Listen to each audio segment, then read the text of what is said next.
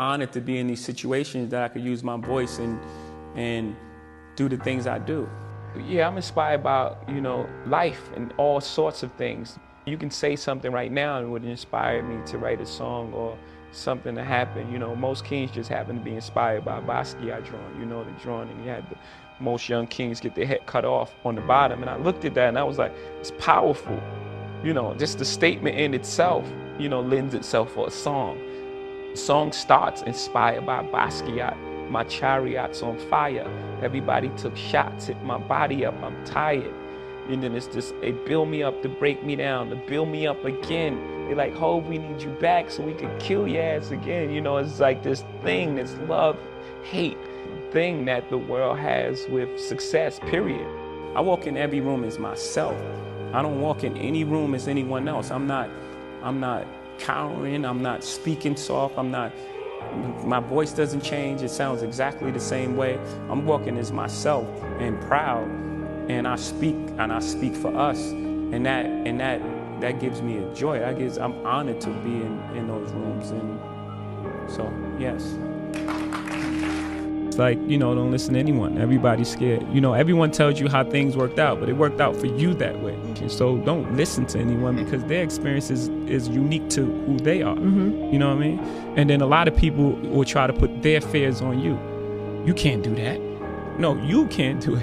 Right. You know what I'm saying? So they just projecting, they're putting things that they don't believe that they can do on you. And you may possibly do it. Like my uncle, he was telling me, my uncle said I never sell 1 million records. I sold 1 million records like 1 million times.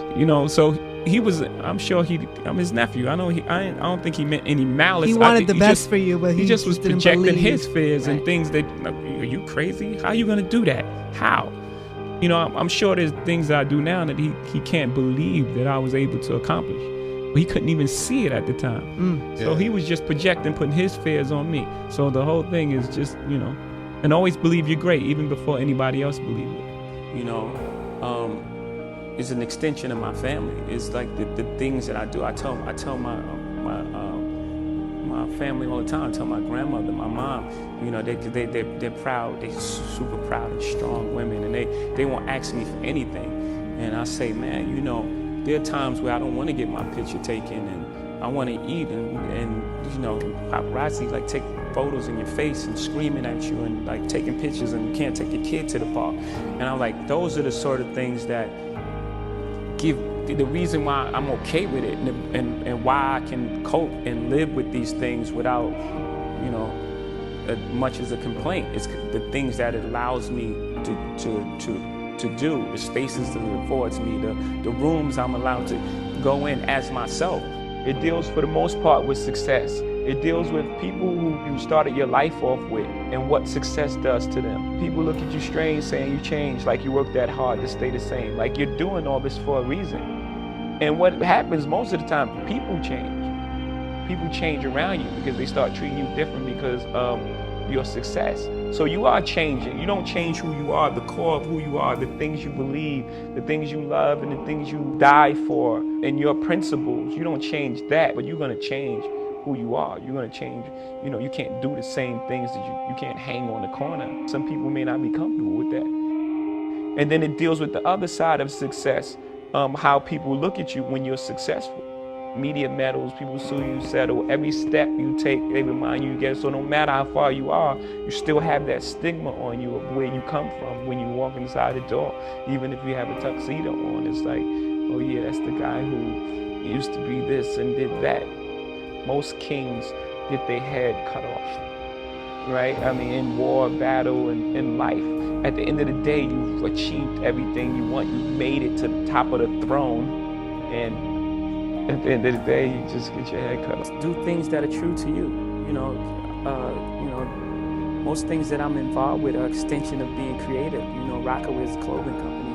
It's part of who you are, and hip hop is your attitude and what you're trying to express, how you dress. I love sports growing up. I grew up in a household where sports was on 24/7. So these are all things that are comfortable for me. These are things that I like. So I would just say get involved in things that you love, and also have have a standard for yourself and have some sort of integrity and try to, find some sort of truth in what you're doing. What did you learn on the street? Because you talk about being 13 and selling crack. Did that teach you something of how to be a successful businessman, or how we all are all common? all the things that you apply in business. They say that he has great instincts, but on the streets, having great instincts can be the difference between life and death, not just losing a deal. Or incarceration. Or incarceration, which is less than death, right? And which is, and being a person of high integrity, people want to deal with you, in business, in the Trust. streets, trust and honorable, and, a man of your word, all these things come to play in the business world. I'm not condoning any street activity, but it's just the way it is. There's a redemptive power that making a choice has, rather than feeling like you're at effect to all the things that are happening. Make a choice. Like, you just decide what it's going to be, who you're going to be, how you're going to do it. Just decide.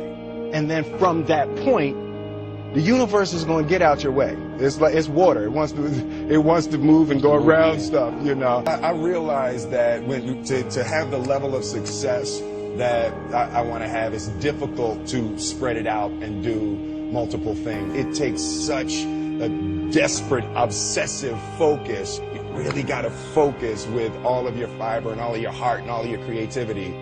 You are associated with a number of brands, HP, Coca-Cola, Budweiser. How do you decide who you want your name, your brand, your voice tied to, and what companies you don't? I try to. Sometimes it's just more about relationships. I pretty much try to work with brands if there's some sort of partnership there. I don't typically do a one-off endorsement deals. I've just never been interested in that. It's just more so if I can create some sort of partnership. Coca-Cola was a partnership. Brand managers, acted as at one time.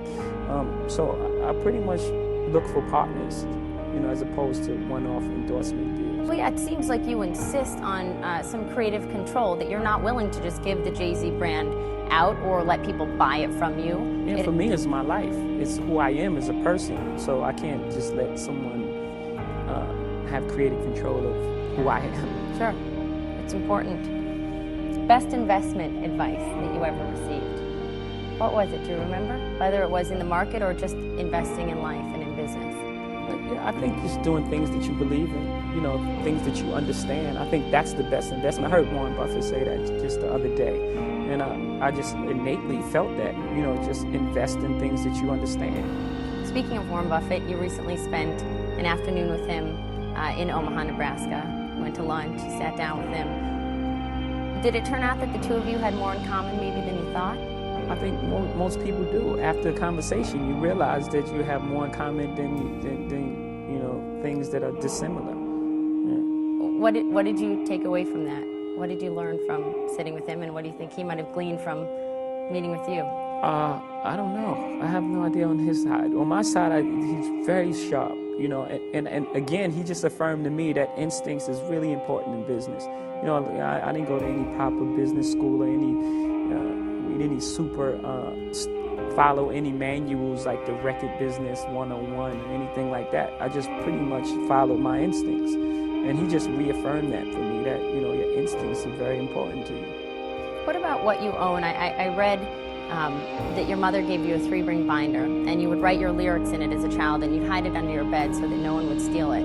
Are your words still your most valuable possession? Yeah, because they caused all of this, saved my life, so. Saved your life? Absolutely. Why? Well, the things and activities that I was in, just as a broad statement, everyone says that. If I wouldn't have made it here, I wouldn't be here. But no, really, there was one of my friends who's like a dear friend of mine. We would be together every single day. And if it wasn't for rap, if I wasn't taken away from, the place I was, he went to jail for 12 years. And we were together every single day. So I can't even imagine a circumstance where I wouldn't